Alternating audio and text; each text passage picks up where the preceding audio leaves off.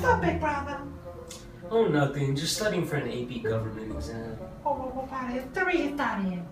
The Watergate scandal. What's the Watergate scandal?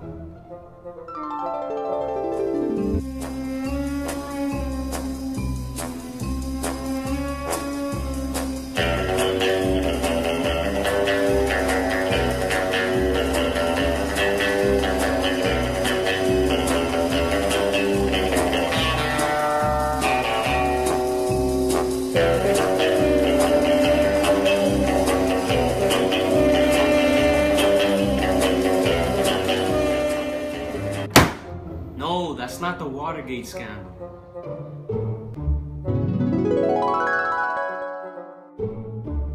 The men and Richard Nixon speak about the break-in and the specific files that they should look for. Each burglar had thousands of dollars in his pockets, and all of them had ties to the committee to re-elect the president. The men were to go into the Watergate Hotel and bring back the files. Richard Nixon gave specific directions on what they should do, and while this is happening, he records the whole conversation. The men entered the Watergate Hotel and looked for the office of the Democratic National Committee. As they look to find the specific door, they come across one room and cautiously break in the door. They were sure to be careful so that no one heard them. A security officer called the Washington, D.C. police to the Watergate office after finding tape covering locks on several doors. The police then found the men in the office of the Democratic National Committee. Over the next 2 years, journalists Carl Bernstein and Bob Woodward followed the money behind the Watergate break-in and traced it back to the committee to re-elect Richard Nixon.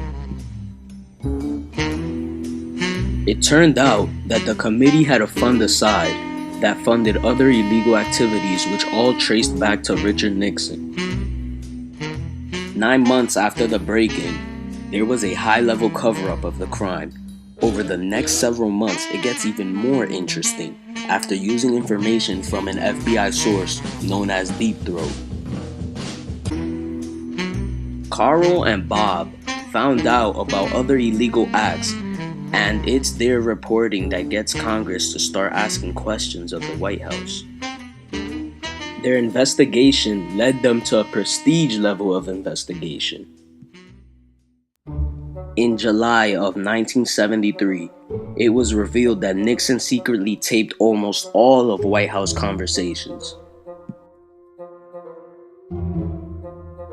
The prosecutor demanded Nixon turn in his recordings, but he refused. In June of 1974, after 22 people were charged on conspiracy charges, the Supreme Court ordered the secret presidential tape to be turned over. When tapes were submitted, investigators heard Nixon talking about the burglary and the cover-up. Soon after, Nixon decided to resign on August 8th of 1974. President Richard Nixon then gave his speech. Good evening.